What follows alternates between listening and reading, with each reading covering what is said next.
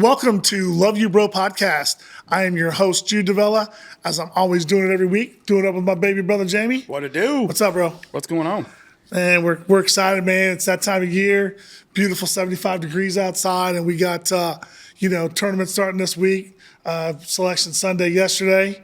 So we'll go through that. And then we got a special guest to bring on our second part of the show tonight, man.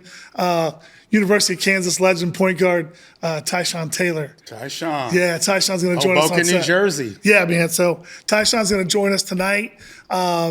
We thank all of our people over at KU, man. Brady and Coach Bouchard and stuff. B-Star, Shardo. Yeah, man. So B-Star was like, man, let me reach out to Tyshawn and stuff. Sharon was maybe going to come on. They were trying to reach out to him. He's still in season though with Oak Park. Yep, they got a big game Friday night. Yeah, is it Friday? I think it's Saturday. I think they play Saturday at noon against Nixa, and Nixa just got through knocking out Rockers out of the playoffs. So Oak Park plays them on Saturday. They're down to the Final Four teams now. So yeah, Sharon got him a squad up there. Yeah. He's got a squad. I think you said earlier you had seen they're ranked nationally. They're ranked nationally. This was a couple weeks ago, but they were nationally ranked. I think I want to say 38th. I don't know. Yeah, but nationally, which is big time. Sharon's got a good program. He's got a good thing. They won a state title at Oak Park last year. So anyway, we got Tyshawn Taylor joining us tonight. We're super excited about that. We always like to get a little bit of a breakdown from some guys that have actually played and been there. And Tyshawn was in that 2012 national title game against Kentucky. So just want to talk to him a little bit about his time in Kansas, man. Break down the tournament a little bit. But for us right now, man, there's a lot of stuff going on with Chiefs free agency. They've made some signings. They've made some things. What do you think about some of the pickups they've made so far? We touched a little bit on it last week. I was hoping, and mind you, this is obviously pre-draft, but I was hoping they would get younger and more dynamic in the offensive side of the room, ball, whatever you want to call it. Essentially, I don't know if it's the offensive line is better today than it was when we got our doors beat off against, blown off by Philly, and that was the biggest concern and the biggest need was what everyone saw and everyone, the running back room, it's essentially the same exact room, which was a mediocre running back room to me. There wasn't a lot of explosive plays or dynamic plays or something that you could build. I mean, for me, you could build and be like, well, so I don't know. I just wanted to get younger and essentially the wide receiver room set. Now, with that being said, if they go and get a wide receiver in the first round and a running back in the third round, like I said before, I'm all over Junkins. If they go get somebody, then it'll be different. They'll be ready. I think they'll be ready to go. But as of right now, I'm just not. I think it's just the same team right now. I think it's just the same team. The news that's coming out, and it's like, holy shit, is these D-backs and the recent Stingley, what he just signed with the Texans. Yeah, what McDuffie's going to want, deserve, and that's huge, man. That's huge to me. Here's my thing with that. When I take a look at that, you look at these teams that are out there. You look what the Bengals just did with Jamar Chase and T. Higgins, right? But it's like, I feel like you look at them and you got these guys in the room and they're way smarter than I am. I'm just this dude in Kansas City that just has an opinion, but. You see these guys in Cincinnati smiling about, hey, man, we locked down Jamar Chase and we locked down T. Higgins. And the money they threw at him is just so much money. Where you talk about a team that's going to struggle, how are they going to put defensive players? How are they going to pay guys on the other side of the ball? Yeah, and they've gave permission for Hendrickson to go out and seek a trade. Right. The asking price is crazy what they're asking for him. I think once again, I think some teams they approach it differently or how they want. There's not every team like Philly and has built such a well-construed roster through drafting and through free agency and hitting home runs like that, and everywhere from what they paid Saquon last year to the linebacker they had to pay this year. Right. But they had to let some guys go. Becton, he was a guy that I kind of liked for Kansas City to come in and bring in to solidify if it wasn't going to be when they were trading Tooney. Right. And he went to the Chargers, and so the Chargers already have a great line, two great tackles, and Becton was a guy that I hope Kingsley can take that route. He was drafted at a left tackle position for the Jets and couldn't stay healthy and couldn't get it right. But they slid him in. He's a monster in the middle of that line for Philly. So, I think, last year Burrow led the league in passing yards and touchdown passes. So, but. And where did they finish in the playoffs? Yeah, no, I'm not being a smart, I'm looking at, you're going to pay Jamar Chase $40 million? I mean, and I know he's, but again, even with the Texans, the Texans are throwing $30 million a year at Stingley. Like, when you start throwing around those tags of, I'm going to pay this guy 30, I'm going to pay this guy 40, I'm going to pay this guy 40, man, you've got to get really creative on how you're going to pay the rest of that roster. Well, but that's what the Chiefs are having to do. I mean, that's what the Chiefs are having to do right now. I saw something the other day that was like highest paid tight end in the league, highest paid, and it broke it down. We had like 4 or 5 positions. Chris Jones, highest paid defensive tackle in the league. So it is. I mean, you do have to get creative, and that's why you have to, try and gamble sometimes, and either the key is drafting, obviously, but you have to get maybe they get lucky with Elijah Mitchell, and he's a guy that didn't play all last year but showed some explosive tendencies early in his career. Obviously, it comes with he's been injured a ton, but maybe he's a guy that they catch lightning in the bottle with. I like the guy that they signed, Fulton from the Chargers. Yeah, he's a great. I do really like that. He's a guy that can play outside. Right. So you can slide McDuff inside a little bit more, and him and Watson out, outside, but interchangeable. Yeah. So I really like that. I mean, I really like that move. But yeah, it'll be interesting once again after the draft and how they manage a draft and what they do and where they put those positions. Obviously, defensive tackle. They signed a guy that I think he's obviously a rotational player from the Vikings. He was with the Chargers prior. Taylor, that's a guy. But it's weird because a lot of teams retain their guys and pay their guys, so it's not a ton of movement in free agency. Right. But there's guys like Bosa that goes to Buffalo. That's a big. Once again, Bosa had 8.5, 9 sacks. Right. He's not an everyday guy where he's going to go get you 22, 23, but a great rotational piece for them. 100. And that's what the Bills did before with Von Miller. So I mean, they had Von Miller. And Von Miller was really good. There's still obviously plenty of time left, but the draft's a month away. So I'll be really interesting to see the direction that they go, because obviously these organizations and Veach and these guys, they have a plan. It always doesn't make sense to a lot of people, and this year thus far. But and it's just not talking shit or like, oh, you don't know what you're talking about. A lot of people are like, it's essentially bringing back their guys, and they were 15-2 last year, and went back to the Super Bowl. But I would like to see the roster mixed up a little bit more, and like I said, just get younger. I think you will with the draft. I think they're going to draft 5, 6, 7 kids that you're hoping 3 or 4 of those kids play this year, especially on the defensive side of the ball. Yeah, I think there'll be some guys. I think they're going to go D-line. Yeah, they're going to go cornerback. They're going to go D-back, and I think they'll probably go wide receiver. Probably go running back. I think D-backs now after signing Fulton, I don't think that's high on the list. I think it's obviously defensive line, and for me, running back, wide receiver. And they've done a lot in the past to go out and get a lot defensively when you look through some of the drafts that they've done. Right. So I just and that's why when we were talking, is like obviously. We were really never involved in the Cup deal, but I wanted them to be involved in the Cup deal. I just would like an off season where they give Mahomes as many weapons as possible, and if that's taking the chance of paying someone or somebody that may have not had as good a year on a 1-year deal, but just surrounding him with the most offensive weapons as possible. Right. And right now it's just like yes, we still don't know the deal with Shea. How long he's going to be out, when he'll be fully, healthy, and what the league decides to put down. But I tell you though, I mean, when you look at the 3 of those guys, when you look at Worthy, Rasheed, and Marquise Brown, I like that mix. I like that flux of what they can do, with Trav and then see if they go get another running back or something. See what they do. But I like that. I like that room as far as with Marquis and Rasheed and Worthy. I would like to see them on the field for 8, 9, 10 games to see what they really can do. Well, and that's just it. She's not going to. I mean, it's either some you listen to, they said it's going to be 8 games, not more than that, but it's going to be games. Some say it's 6, and then hopefully everything goes well with Worthy. And, there's been some, back and forth, but that whole thing will play out. But right now it looks like he's going to be fine. Right. And then obviously Hollywood, and that was kind of a freak injury, for him was kind of a freak injury. A weird deal. So it'll be interesting to see like how many games those guys collectively play together. Right. But yeah, I think that's a great start. But you're always a guy down. They re-signed Juju today, or was it yesterday?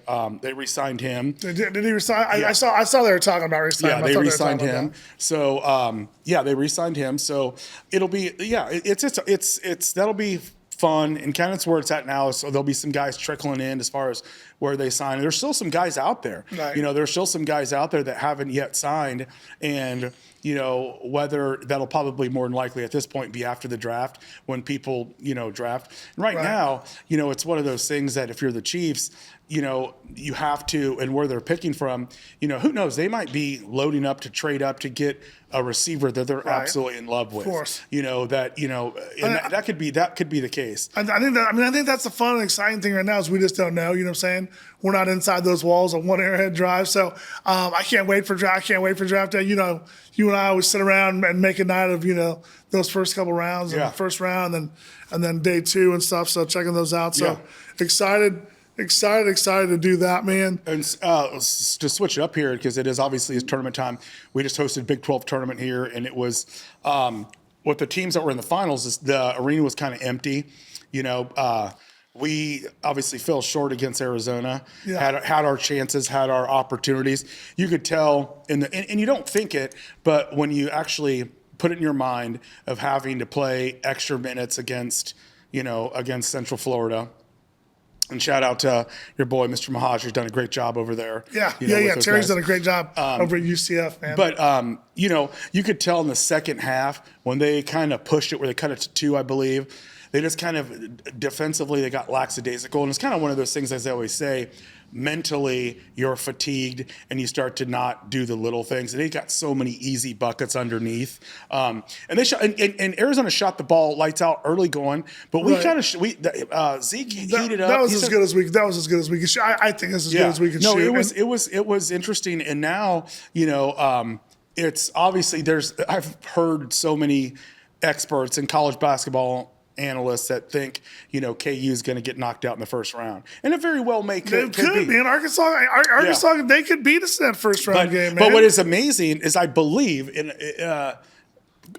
Quinn. Maybe you can double check this for me, but I believe the winner of that will play St. John's. Well, if St. John's wins, but they can face Patino.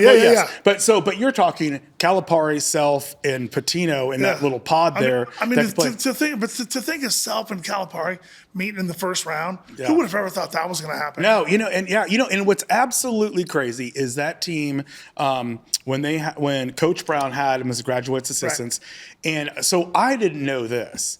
But when he had him as a graduate assistant, fucking Coach Popovich was in Lawrence, and Calvin Thompson was telling us that, and I was like, it was Popovich, R.C. Buford, Alvin Gentry, Calipari, Self. They were all in that step, bro. That is absolutely they were all in that step. Crazy. You think what R.C. Buford's done in the NBA? Yeah, it's one of the best GMs. That's what I'm saying. You think what he's done? He hired Pop, and Pop is gone. I hope he gets healthy soon. He's going to miss the rest of the year, but I hope that Pop is good. Quinn. Assuming Omaha loses to St. John, then the winner of KU Arkansas will play St. John. Which is crazy. That's just you're talking. Regardless if it's Coach Cal or if it's Coach Self, St. John's has been really good. I mean, they've been really good. And they got a lot of athletes. We lost that big man who went to St. John's. That was with us, but they're really good. And really, and I love Patino at St. John's. Right. It's just he was. He's cut from that cloth. He's a New York guy through and through. And but legends on the sideline, which you don't get that very often. And this will probably be the last time that you have a chance to get something like that with as much meaning and what that has, what that means in the stakes that will be going to the Sweet 16. Between I'm curious if we would have been a 6 seed over Mizzou. Mizzou got that 6 seed over there. And obviously the Midwest with us. I'm curious if we would have got that 6 seed if we would have been in Wichita, or if they would not have let us go to Wichita. I doubt it. I doubt it for the season that we've had. And the biggest thing, and it's kind of the biggest controversy right now, is that the fact that North Carolina got in. and everyone was like, North Carolina's out, they're not going to make it, and their body of work and who they played, but they didn't beat any of the teams. Yeah.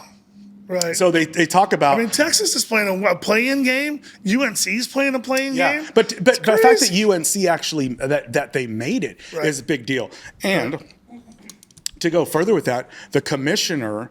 He's a North Carolina guy who's like, and so he had to go out of the room. But it's like one of those things when, like, you're not going to piss your boss out when he goes out of the room before he comes back into the room. Right. You're not going to do that. It's like, okay, who was the ones that said no? So but it will be interesting. The play-in games, I think, they'll have a lot more meaning just because of the names on the jersey of who it is. But it'll, like I said, anytime. It's like for me, to college football, NBA, NHL, to me, the teams that are always the ones that have been there and have like in hockey, I'm a hockey guy, the original six, it's always good when Boston is good and the Blackhawks are good. College football is always good when like the Hurricanes are really good. It's just, and so college basketball is always good when it is the Blue Bloods. Duke's good. Kansas is good. Carolina, Gonzaga, UConn, And what I will say moving forward is last year you didn't see a lot of those mid-majors, and I don't count San Diego State and I don't count Gonzaga as a mid. You know what I'm saying? It's just it was kind of chalk last year, and it's just better teams and the more money to spend and the nil. It's just those teams are the ones going, and everyone loves the Cinderella. But when you get to the Final Four, you want like if somebody's had an off night shooting, you want those. I'm curious. I saw something earlier. Quinn, look it up if you wouldn't mind. It was on Bleacher Report or something earlier today. One of the owners of it was either Under Armour or one of the companies like that is an alum of St. John's, and he was basically telling Patina, whatever you need NIL money wise, I got you. Sure. And it came up on Bleacher, and it's either I can't remember if it's Body Armor or Under Armour. One of the ones. Under Armour's obviously. I know the apparel, but I don't know if it was Body Armor, the drink, the Body Armor drink. He's a St. John's. One of those guys. Kevin Plank is a graduate of St. John's College. And who's he with? He founded Under Armour. So that's what it is. So yeah. Because I saw it pop up on Bleacher Report, and they show him clapping sidelines in the St. John's game, and he's basically telling Patina like, whatever you need, I got you. Yeah, I mean, but, like whatever you need.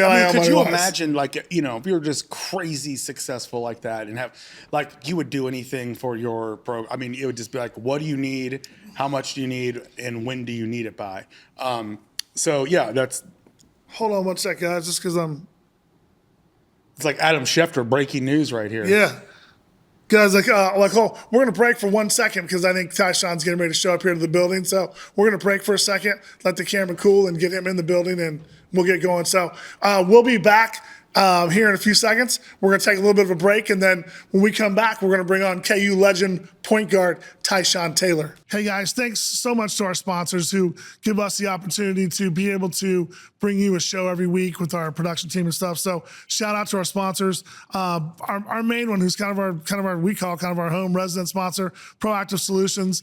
Dean and Natalie Thede over there. Thank you guys for what you guys do. So we'd like to thank Proactive Solutions. It's been delivering infrastructure solutions and IT design and consultation services to clients ranging from startups to Fortune 100 companies for more than 27 years. They are proud to be a Kansas City locally owned and top woman-owned business, offering custom solutions and personalized support.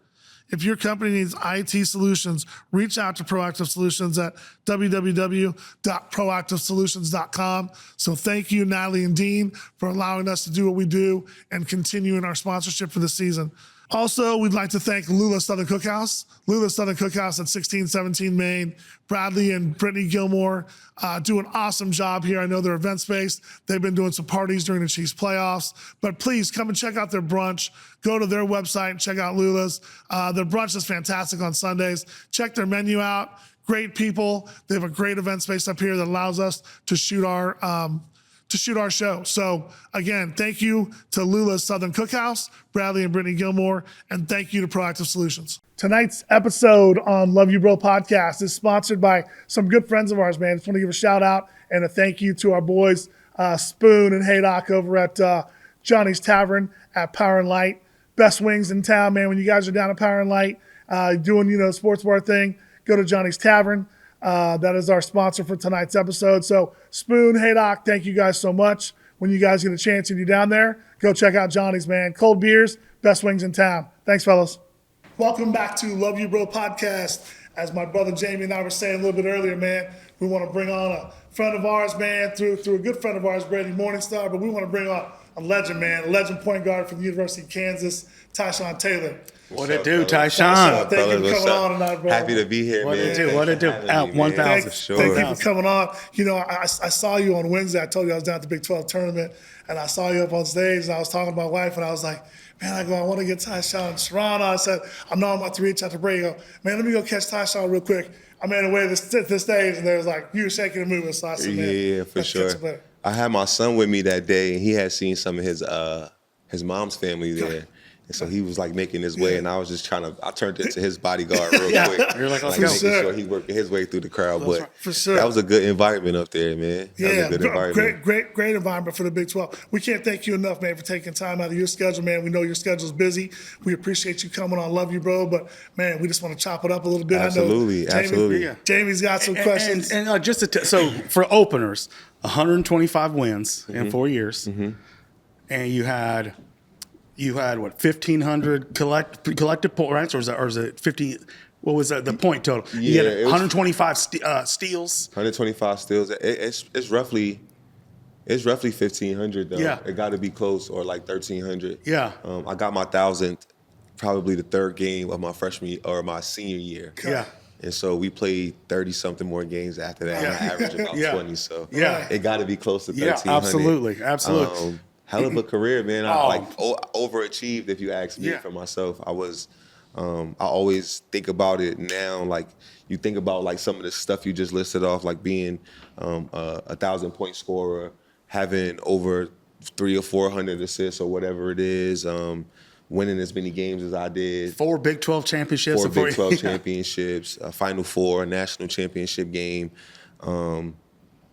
Overachieved, man. And collectively, the dudes, the relationships that you got to make, you know. And one of my questions was, when you're coming from like Hoboken, I'll say this, when I, lifelong fan, was blessed to attend a lot of games, but one of my favorite intros when they'd be like, from Hoboken, New Jersey, I'll be like, see, you got a smile on your face, and I just be like, oh man, that's so good. Yeah, they actually just said that at the Big 12. When Yeah. Brian Haney did it when he came on stage. Yeah, I love that. Yeah, so I love, but just a collection of players, and you guys had some dogs in your tenor, some absolute dogs. The Morris brothers, T-Rob. I mean, you had some, and just a relationship. But how is it going? It's got to be an adjustment going from like Hoboken playing at St. Anthony's to coming to Lawrence, Kansas. It's got to be like a little bit like, whoa, okay, this is a little different coming. That's the biggest thing, I think. One of the stories that I always tell is when I came on my visit here, it was after they won a national championship in 2008. So I was really excited about it because I didn't know what I was going to do at the time. I signed my letter of intent to go to Marquette. Tom Crean left, took the Indiana job, so I opened my recruitment back up. And like the next day, I met with Coach Self and Billy Donovan in Florida. And Coach Self just laid it out like, look, bro, we just won. Everybody's leaving. It's like open opportunity right now. And so we would love to have you. Not promising you anything, but it's there for you if you come work hard and all of those things. And so I was excited about it. I came on my visit. Right. And I never forget getting off the plane and just driving from the airport to Lawrence. I was just like, bro, what the hell is this? Where am I at? Where am I going? When am I going to see a tree? Or like, when am I going to see a building? Or like, when am I going to see anything? And I always tell that story. Like, that was one of the things that I remember the most is like, damn, bro, this might actually be like tough. Like, I can't just walk out of my house and go to the store. Or like, no buses and trains. I got to learn to drive. I didn't have a license when I came to college. Wow. We don't drive. You don't drive. You take the train, you take the bus. Of course. And even when you can get a license, it's at 18. I turned 18 like 2 weeks before I got here. Wow. Yeah. So I was like, what's about to happen? Yeah. So culture was one of the biggest things. Sure. Culture was huge for me. But it also helped that a lot of those guys that you named came in at the same time. Yeah. The Morris twins. Right. Travis Rutherford came in that year, Kansas City kid. Of course. Yeah. Mario Little, a Chicago kid. He transferred in from JUCO, so he had been through it a little bit older. Tyrone Appleton, another name that was on that list of Right. like a bunch of recruits. Of course. Another kid from New Jersey named Quintrell Thomas also came in. So we had like 6 or 7 people. Right. So I wasn't going through it alone, Of course. which was like huge. Yeah, Right. yeah. Again, I remember the first like 2 months, like my mom not paying my phone bill. And like I'm not like, or something like my phone bill going off, my mom like contacting Coach Self or like Right. going to the school like by Googling something and saying, hey, tell my son I'll pay the bill like tomorrow. Yeah, yeah. And I'm just like, bro, this is going to be Yeah. insane. This is going to be insane. Of course. It's a big life change, man. Big life change. You coming Huge. from New York, coming from Boca and New York, and then coming to the Midwest. Huge. Like you said, man, what a culture change. But I think a lot of that too, in doing athlete logistics, I do a lot of stuff with a lot of the Chiefs players. And so I'll get some, kids that come, same thing, they come to Kansas City and they're thinking the same thing. They're like, man, where am I? And it's an adjustment. It's an adjustment for them. And I've met guys from New York that have come in that have been like, I've never driven a car, man. I've never had to. I've never had a reason to drive a car. And so you're getting a driver's license and doing that stuff. Yeah, So no, yeah. I know what you mean, man. And a lot of people don't know that stuff. So Yeah, that was tough. But on that same visit, Russell Robinson was still kind of like hanging out in school, finishing his degree and doing all the things. And so Right. he actually like helped host me on the visit, even though he wasn't going to be here. I wasn't going to be a teammate. But I think Coach knew how important it was for somebody like Russ, who came from the same environment, Sure. to like kind of like tell me like, hey, bro, you can figure this out. Like, Sure. look, go eat here, go to this spot, Right, look yeah. for this type of shit, Yeah. like Right. stay away from this type Yeah. of shit. Yeah. Excuse me, I'm No, cursing. you're No, good, no, man. You're that- good, man. we Hey, all we're, on that. hey, we're on a podcast, bro. We do Yeah, what we for want to do sure. here. No, but I like that. That was huge. That was huge. Sure. Like talking to Russ that entire weekend, and Of then course. being able to hang around Sharon, who Yeah. I knew I was gonna play with. Right. That was huge Yeah. because it almost, in a sense, was like in Sharon's eyes, okay, he's gonna be replacing Russ, and in Russ' eyes, it was like this is perfect. Like, Yeah. Yeah.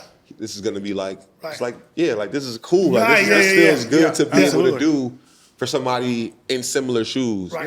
Yeah. And so that was good. That was Yeah. helpful. Sure. And it didn't take me long. Like it Yeah. really didn't take me long. Like after that, shit, I was committed pretty much. Right. Like right after that. Right. Like it didn't take long. And to go back even further, and I Excuse think me. a testament in knowing your background, you as a father figure at a young age to your 2 little sisters. I mean, Absolutely. which made you the Absolutely. man and character you are, which I saw you in the leadership skills that I saw you.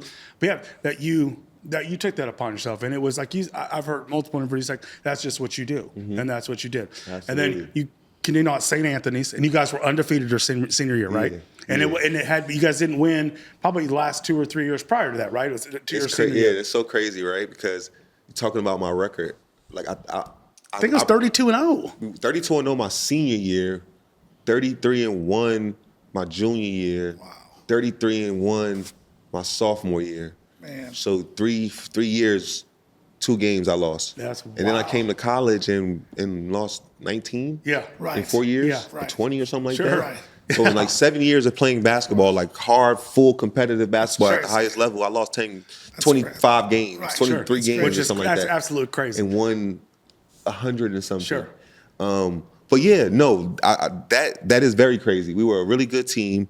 I think the transition, as far as basketball, the transition was a little smoother than the culture. Sure. Because of the culture of basketball that I came from. Sure. My coach was a Hall of Famer. Yeah.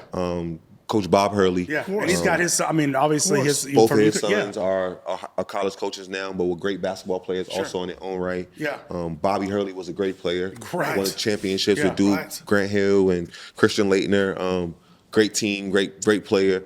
NBA career didn't pan out because of some injuries and stuff, but Of course. Yeah. that happens. But he was a great college player. Danny was, again, a great player in Yeah. his own right, probably a better coach. Sure. But they're great, and Yeah.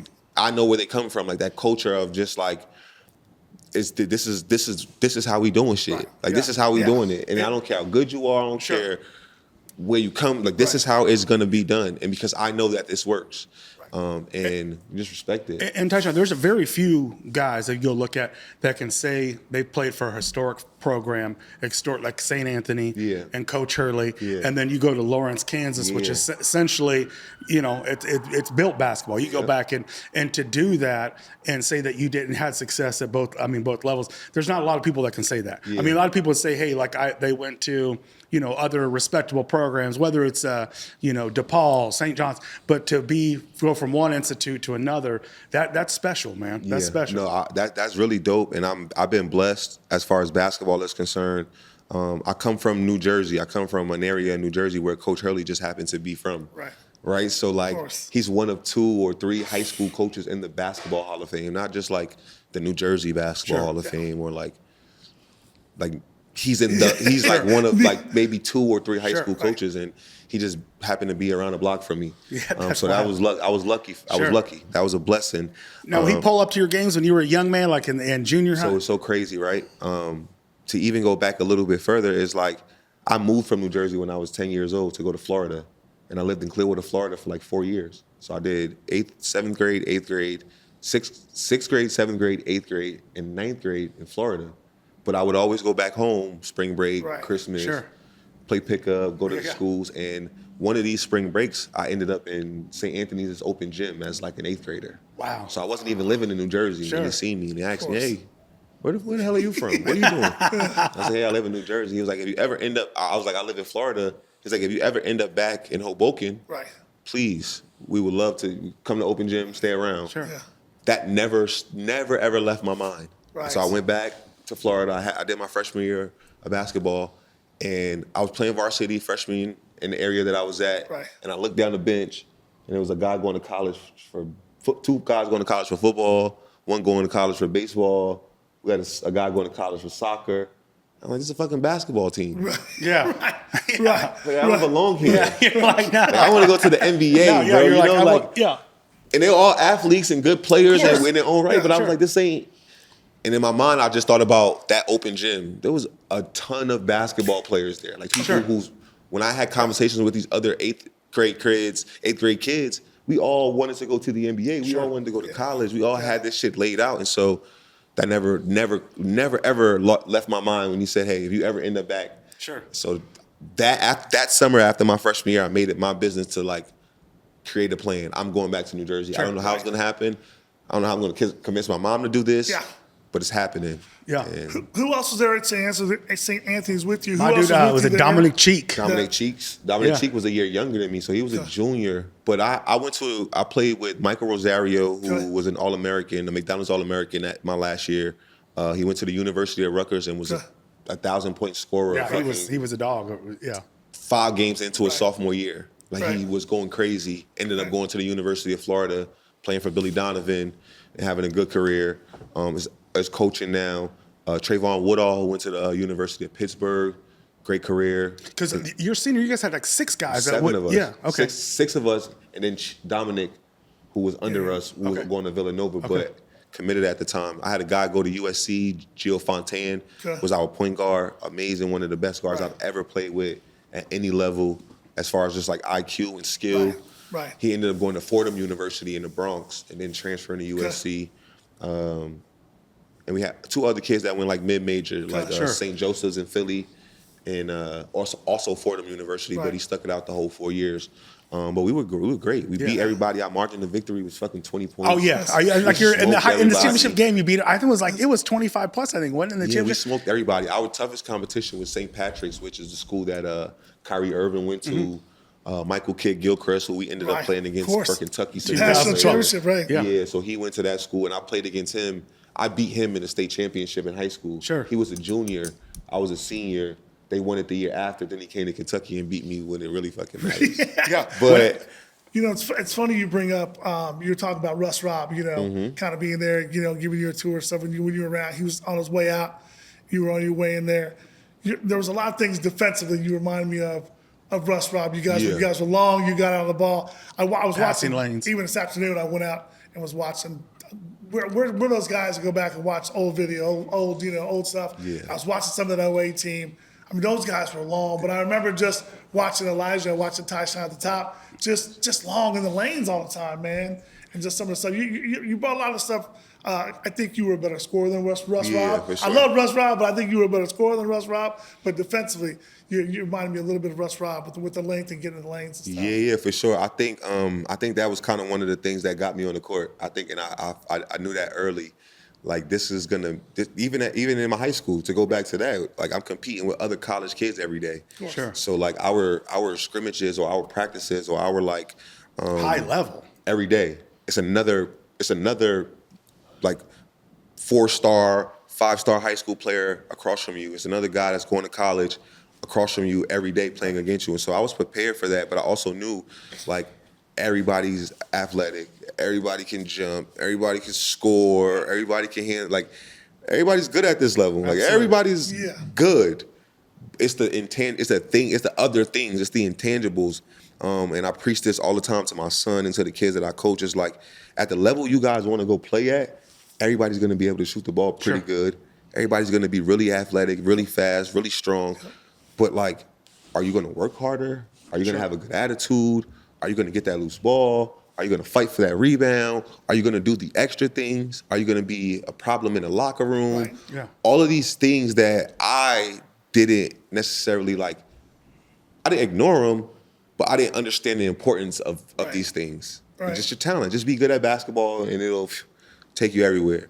And it's way more than that. Yes. Yeah. And so I think that helped. And I knew that early. Just to go back to what we were talking about, because I'm just kind of ranting now. But like, to go back to what we're talking about, I think all of that goes into just like understanding what I needed to do to be an asset, right? And so playing with Sharon, playing with Cole, I wasn't scoring the basketball, right? And you said I was a better scorer than Russell Robb. I think it turned out that way. It turned out that way because I just, like, naturally over time I had to become that. Yes. Right? When I first got here, I'm fast break to the basket, couple free throws, I get 9 points, I'm cool. Right? And then over time you see me start working the pick and roll, getting some floaters, maybe shoot a jump shot here and there. But like, that was like over time. Before, it was just like play defense, try your hardest not to turn the ball over, which was like my biggest thing. Of course. Just try your hardest though. Just try your hardest to be aggressive, but under control. And that's what I dealt with the most. But yeah, defensively, I always had to play defense. It was what got me on the court in high school, is what got me on the court in college. And then all the other things I was able to show because I was playing defense. So like, even if I take a bad shot, or even if I might turn that bitch over, I might like, he got a good chance to get it back because he's so quick, or run through the passing lanes. And so it's like, I knew that. I found that out early, really early. And Tyshawn, you had one of the smoothest, like, come down and spin moves and under control and lay that shit up either hand. Yeah, but it was so clean and so cold. I remember this, and like I said, I'd rewind that shit. Like, look how smooth that was. Yeah. And you were breaking start there. You were breaking ankles. You were breaking. I mean, it was they were cooked, and you were putting that stuff up. But talk a little bit about the relationship, because FOE, family over everything. Yes, sir. That was something that my family embraced through you guys, and watching what that meant through thick and thin, and B-Star, he's like family. B-Star like family. And, Raj and the whole family, just amazing family. Yeah. But got to, embark on some of these funny stories and what, how you guys were together. And it really was. It's like, this is us against the world, against everyone. I mean, family, man. And it was like, that to me meant a lot. And as a fan, being a lifelong fan, you love to see that. Yeah. You love to see that. And now, that stuff will never be again with Neil and how it is, because kids get Neil and come here. So they don't mean it doesn't mean the same, because for you all it meant everything. Yeah, for sure. Kansas made everything, and the family and brotherhood, you guys meant everything. So it's impossible to have, when these kids transfer 1 year here, 1 year here, to have what you guys had, and to do what you guys did for Kansas basketball will never be touched. It'll go down in archives. It'll go down in history of the University of Kansas, which is so special. Hell yeah. I think, to touch on FOE, I give full credit to the twins, like the Morris twins. That was their thing, and them being twins. Obviously, they're always together. Always done things together, and so I think they built that like kind of attitude and mentality from shorties, from like little kids, and then they had a group of friends who grew up with them and played on their youth teams and high school teams that they brought in and became like a real family. So much so that when they came to college, you see those guys all the time, like either in their dorms or with their mom or at games. These guys were like brothers to them, and became brothers to us because that's how they embraced us, right? Like I remember getting here my freshman year and like helping the twins up with their bags, and like I played against them in high school though. I almost a funny story. When Coach Self came to recruit me, he laid it all out for me and told me who was going to Kansas, and he put the Twins' name on the list. I was like, damn, them dudes crazy, bro. I'm like, we just played against them a couple weeks ago. Threw a basketball on my teammate's face, bitches clear, like we ready to rumble. It was crazy. And he was like, these are the type of dudes that like you hate playing against, but you want on your team. Absolutely. You want these type 100%. of dudes on your team. And in my mind, as soon as he said that, I was like, yes, that's like, yes, I can see that. Right. Yeah. And the moment we had a conversation and start talking, like, I'm like, oh, these like they remind me of dudes that I hang out with at home. Like these is like my guys. Like, and we was locked in ever since. And it wasn't just me and them. It was Mario Little. It was Travis Rutherford. And Travis from Kansas City, so he had some family close to home and stuff. So he would go away and go get home, cook meals and all of that. But like me, the twins, the two other guys who came from JUCO that year, and then the next year was T-Rob and Elijah.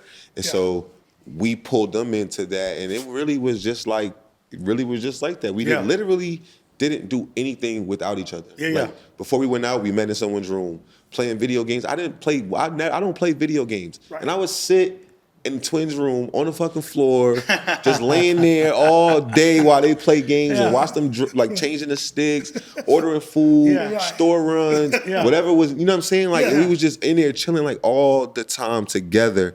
And that's just how that shit was, bro. And it really showed on the court. It felt like our toughest battles was practice, like having to defeat Coach Self, who felt like the final boss. Like he made shit so hard at practice, or like just like making us compete, or like mentally, pushing us to see what we were made of. And so like every day at practice, we just like, bro, lock in, bro, because this motherfucker. So it was really us against him and everybody else. Us against him and everybody else. And obviously we knew us against him was more like, just get through this practice. We not like, it's not us against him because we disagree with what he's saying or what he's doing. It's just like, strap your boots, bro. It's about to be tough. And we know it. And we know it. And when you're going to trust us, he might curse you out. Don't say nothing back to make it harder on everybody else. Like, we know what he's trying to do. He's testing us. Let's just get through this shit. Like, let's not make this 2-hour practice a 2.5, 3-hour practice because we want to talk back or we want to fight or miss shots or be lazy. Do this shit. Tyshawn, I was able a couple times with Star and Shard to go in and watch a practice. And so they'd always be like, Coach, fuck with you. And I'm like, okay. And so I got to go in a couple practices.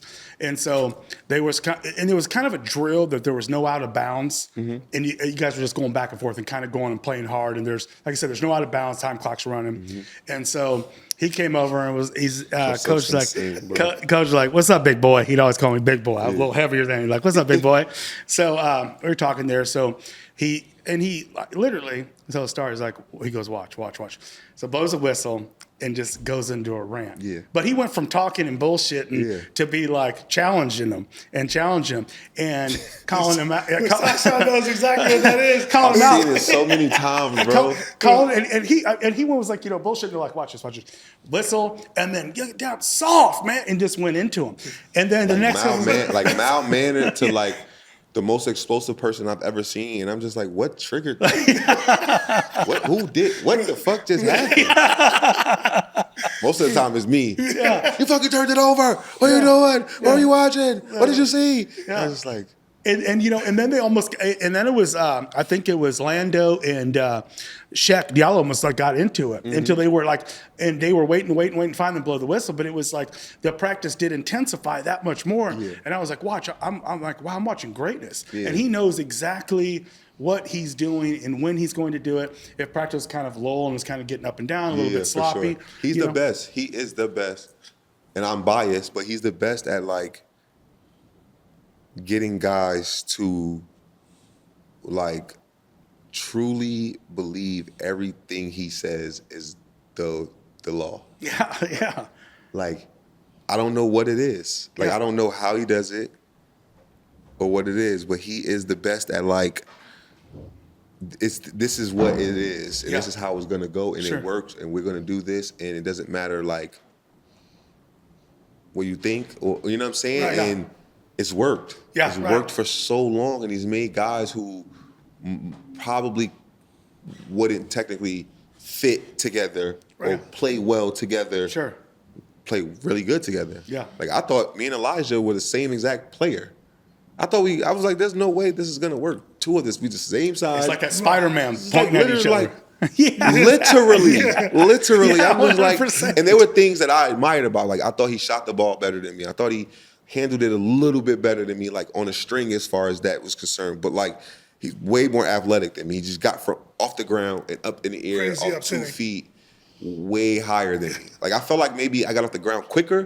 But like just from here to up vertical, it wasn't even close. And then I also knew that he got recruited to almost not replace me, but like be my backup. And so we had those 2 years where we were like playing side by side, and it worked so well. And I'm just like catching the ball and pitching that shit up to him, and him doing his thing, and him pitching it back, and throwing lobs to each other as guards. That was like, I'm just like, this is amazing, bro. But I don't know if that could have happened at Kentucky or Cincinnati or other places. You know, let's talk a little bit about where you talked about a minute ago, as far as like, you guys all playing together and spending those years together. And I think right now, as a Kansas fan, as a couple of guys here with the podcast, man, we're diehard Jayhawk fans. But we watch the games now. If we're not watching the games together, we're texting back and forth, right?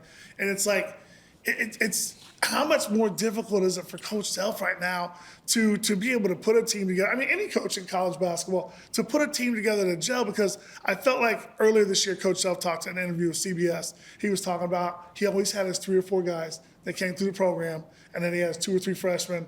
And it would, by the end of the season, it would gel. All right, so let's talk about this, because this is something that's been on my mind a lot. Like, please. And I've like spoken about it to people, but like, so Coach Self has been great at taking guys and making them great players. We've seen it over and over and over as Kansas people, diehard Kansas people. From the moment Coach Self got here, which is way before me, the guys that he recruited were 2 or 3, 4-year guys who we seen as fans get better over time. He's never been like a guy who's been like huge on one and dones. He got some later on in his career. After Xavier Henry, he's gotten Andrew Wiggins, we got the Kelly Oubres, we got the Joels. We got some one and dones, but Coach Self isn't known for going to get one and done guys. He's known for getting guys that is like, that guy's really good, he does things really good, he's gonna fit really good next to this guy. He will fit next to this guy, and this will work for our system. We may never see that again. Ever. We talked about that. We may never ever see that again because, for one, I've heard repeatedly, not Coach Self specifically, but like college coaches say they're not recruiting high school kids anymore. Like, is that crazy? You think about the Kentuckys, you think about the guys who are trying to compete for national championships year to years, Kansases, Dukes, North Carolinas. If you're not top 24, top 50 high school guys, those schools are not recruiting you. They're not looking at you. They're looking at the top 25, 50 guys, maybe 75, and then they go into the transfer portal to get other guys at 22, 23 years old, been through it, even if they're coming from a mid-major. So we're going to see one and done guys, because Kansas is Kansas, and so we'll go get a Darren Peterson. We'll get a number one guy or a number 2 guy, and he'll come in, he'll be one and done. And then we'll go to the transfer portal, we'll get a guy, and hopefully he plays really good that year, because that's why we're going to get him. And then he'll be gone. Or he doesn't play really good, and then we keep him. And it's like, is that a benefit or for us? Or is that not really good? Because we expected him to be really good, that we only had him for 1 year. And so we're not going to see the guys, we're not going to see the Frank Masons of Kansas. We're not going to see the Devontaes, where they got the Tyshawns, where he got better every year, year to year to year. And then by the last year, they're All-Americans. Final Four teams, champions. Frank was the player of the year. Devontae was borderline player of the year. The Thomas Robinsons, sophomore year, he played fucking 7 minutes, 8 minutes.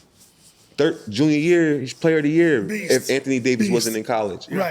So I think that part of Kansas is probably Welcome back to Love You Bro podcast. I know we got a couple questions we want to ask, and Tyshawn and I and Jamie and I were talking offset a little bit, but we were just talking a minute ago about, the changes in basketball now and thinking, do you think the Jay Wrights of the world, do you think the Mike Krzyzewskis, the Roy Williams, who we all grew up knowing and loving and watching coach, do you think those guys kind of saw some writing on the wall of all this NIL stuff that's changed things? Yeah, Is that why they got out the business, you think? For sure. Again, like I kind of touched on a little while ago, I think just observing from a basketball standpoint, seeing coaches who've been successful doing things a certain way for so long, and then having so much change happen so fast, I could kind of understand it, right? Like I told somebody that when Coach Self recruited me, the pitch was, this is Kansas, right? It's Kansas. Why wouldn't you want to be in fucking Kansas? I got this guy went to the NBA from here, this guy play here, this guy play here. I don't know if that pitch would work in today's basketball. Right. Yeah. Right? Like, I don't know if it just being Kansas is good enough because there's so much other things that are involved now. And I'm sure that's the same for Villanova, Jay Wright, or Coach K at Duke. It's like, this is Duke. We got 25 All-Americans. We got 100 NBA players. We got Now the kids were gonna ask, okay, but okay, What am I getting paid, right? Right? Yeah, okay, but and so yeah, and I'm sure it's more than just the recruiting part of it, but like I could imagine that part being hard, and that's the start of it all, right? And so when you get these kids here, you get them on your campus and trying to coach them the way you want to coach them and get them to buy into things that you want them to buy into. I touched on this earlier about something we talked about. Is like when Coach Self, you get, or any coach, you get a kid who's 18, 19, fresh in college, never played in college, first time away from home. You can kind of get them to believe or buy into things that you want them to. Sure. It's harder to do that when a guy has been to 4 universities already. Of course. You get what I'm saying? Yeah. So Yes. It's just tough. It's tough, man. And I think it's a new world. It's a new day and age. It's a new game.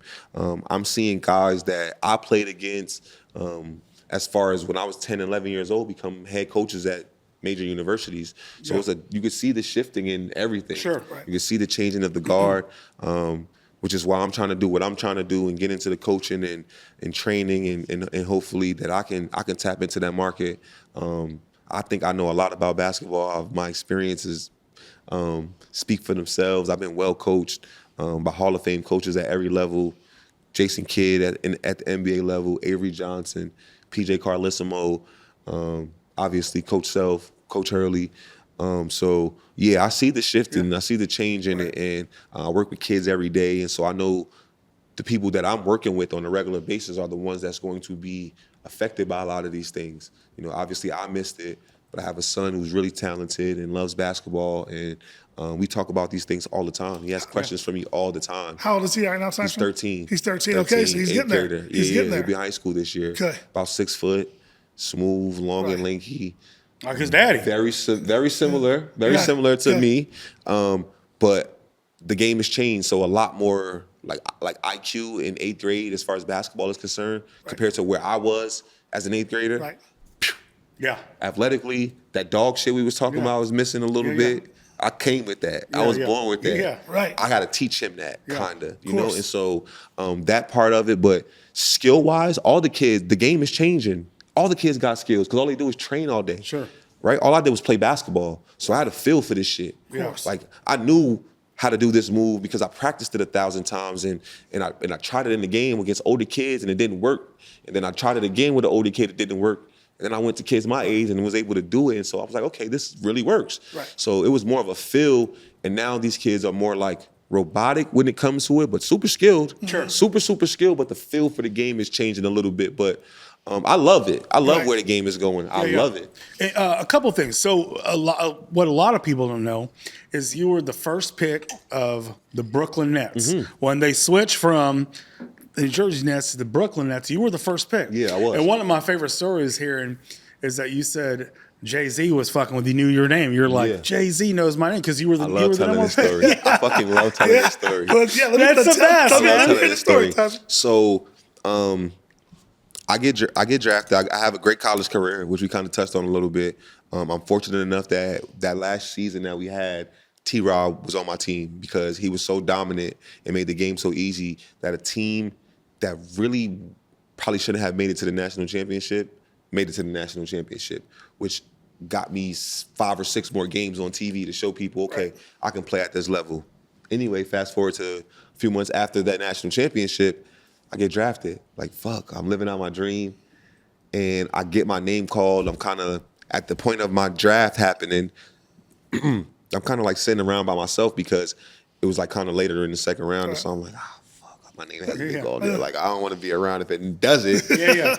And I remember looking down kind of to text one of my friends who just got drafted, who I had worked out with prior to the draft, and was texting him, and it was a TV behind me, and it was people downstairs, and I was kind of like sitting by myself, and I just heard everybody scream. I turned around, and my face was on the TV, and it was the Portland. I was like, oh, shit, I'm going to Portland, which was very weird, because I didn't work out for them, didn't talk to any of the coaches, any of that. People running up the stairs to find me. I'm like hugging my mom. And one of my homies tapped me on the shoulder and goes, bro, you going to Brooklyn. You going to Brooklyn. And I turned around and he was like, Tyshawn traded. His rights were traded to Brooklyn.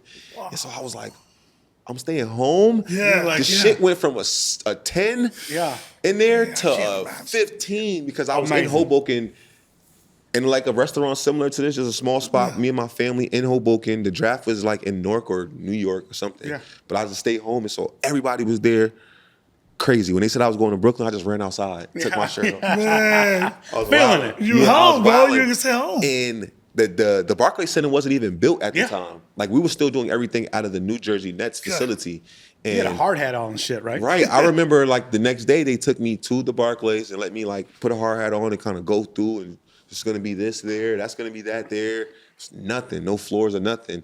So I like to say I built the place. Yeah. I'm one of the first. I One love of the it. first. You know, anyway, we fast forward to the season because of the change from the Nets to Brooklyn. Everything's so fresh, so new. Jay-Z's involved, and so the marketing is like A1. Everything is top notch. Very first game, I'm excited. I'm like hella excited. Like, I'm warming up, I'm getting ready. I'm in a layup line, doing my shit. I'm dunking and hype. This is my first NBA game. Like, I'm actually here. Brooklyn, family's here. Jay-Z's here. He's like shaking hands and kissing babies and doing the Jay-Z shit he does, like, you know, the billionaire shit he does. And he's kind of just lingering. There's a lot of pictures and shit going on. NBA shit. I'm just kind of like taking it all in, but trying to lock in. I don't know if I'm going to play. I'm wishful. I'm wishful. Anyway, we going through the layup line. Jay-Z does his politics stuff, and now he's back to the homies. Now he come over there. He's like, yo, what's up, y'all? Yeah. Like, what's good? Let's go. Let's show them what Brooklyn about. And he's like shaking everybody's hand as they go through the line. He gets to me. He goes, let's go, Ty. Let's go, Ty. I was like, all right now. You know me? We homies? I was just like, that's how surreal. In your home, like, in your home. He just said my name. Not like, how you doing, sir? How you doing, kid? Good luck. Like, he called me Ty. Like, he know my name, bro. And it made sense, you know, he was really involved with the team. Like, I'm sure they were telling him all of these things, and being that I was a draft pick or any of that, I'm sure he knew these things. Like, I'm sure he got updates, and he's a sports guy. Yeah. So maybe they didn't even give him the update, but he just was up to date on like, hey, this is who we drafted this year, you know? And for sure.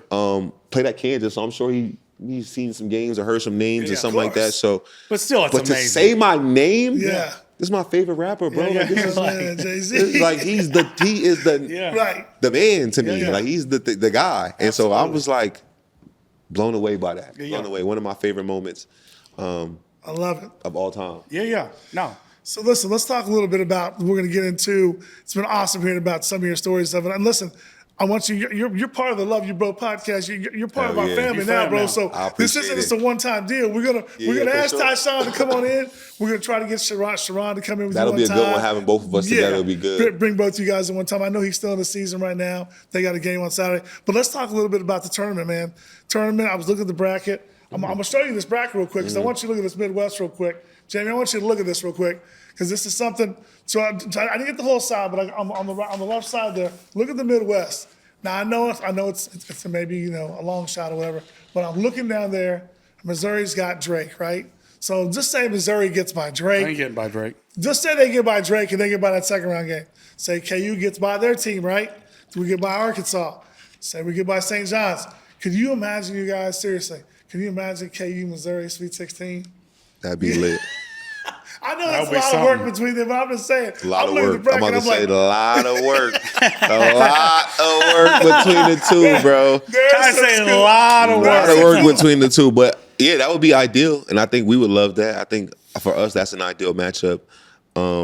But yeah, a lot of work, man. I don't like this for us at all. Nah. I think St. John's is legit, aren't they? St. John's is good. St. John's is legit. Yeah. I mean, shit, Arkansas is legit, bro. Yeah, Arkansas is really good. Like the fact that we're a 7 seed kind of, put us in a tough situation. Right. Because no matter what, you playing a good team after this. Yeah. Right. Missouri's going to have their hands full with Drake, man. Drake's Yeah. legit. Drake- Those guys Drake, that's it. got some players. But you at the tournament, obviously you watched them, this season. What do you think? I mean, any expectations? How do you think Coach Self goes about, entering this tournament, everything? Everybody's 0-0 right now. You go in there and just let it fly. Like, Yeah. What are you kind of hearing Yeah, around March is Lawrence? a What are you different March is a different season, bro. I think Coach said this in one of his presses this week or recently. Like the shit that you've done before now matters, but nobody cares. Yeah. Nobody cares, bro. The 64 teams that have the opportunity to be the national champion, that's all that's gonna matter. And so I think it feeling like a new season almost is Right. refreshing. Yes. When you don't have a great season, or you Right. feel like there's some things that you were missing or weren't doing well. You get a couple days to clean it up, talk about it, Right. sit with it, and try to be better. And I think that's refreshing. I think that's Yeah. always been like something that Weekend tournament, right? Yeah, It's the Coach weekend Self was positive. He's always been positive about that. Like we've lost some Big 12 tournaments when he was really pissed about it because he's like, we should have won that. We Right. swept the season, and now we go to the tournament and don't play good. And then he'll come right back and he's like, look, but that's just over. Now it's March. Here we go. Right. So Yeah. Before we part, I got a funny story. Mm-hmm. So I was hanging out with Star, kind of the first couple of times hanging out with him, Mm-hmm. like hanging out, we out. So he keeps calling me Joe. He keeps calling what's me. up with you, Joe? Yeah, he keeps calling me Joe. So I'm like, His ass yeah, funny, man. I'm like, all right, man. So then we get back, get back to my place, having some drinks. Like, so finally it was pretty late, and I was like, hey, yo, man, my name's ain't fucking Joe. He's like, no, man, we just call each other Joe. I go, it's Jamie, man. You get upset, bro, because he's like, man, he don't know my name. You don't know Jamie, my bro. name. We 10 drinks in, 3 hours later, he's still calling me. And I said, somebody man, else. it's Jamie, man. It ain't Joe. He goes, oh, man, we call each other. He goes, That's this some is what- Chicago shit. Yeah. He learned that from. He must have learned that from Sharon. Yeah. Him and Sharon was roommates. Yeah. Before I got here. Yeah. And But everyone call it Joe. It's like, what's up, Joe? yeah, that's some Chicago shit. Sharon Yeah. used to call me that all the Yeah. time. And Brady picked it up, and then Mario Little came here with his Right. Chicago slang, and it got worse. You should hear Connor Tehan now. I seen Connor Tehan like 2 days ago. What up, Connor? Where's Connor at now? Connor, he lives in Kansas City. he's He there. does some financial stuff. Yep. Or whatnot. But I seen him a couple days ago, and he said some shit to me that him and Mario used to say when we were in college. And it was like very instinctly, and I was like, "You say this? You ain't just saying this because you see me. Like you say this to your people that you hang with on a regular." But how good? How good is Yeah. that? But once again, it's that family. It's Right? just I like thought that was hilarious. Yeah. I thought that was so funny. Yeah. Yeah. But Hell yeah. that cracked me up. But hey, man, appreciate you big time.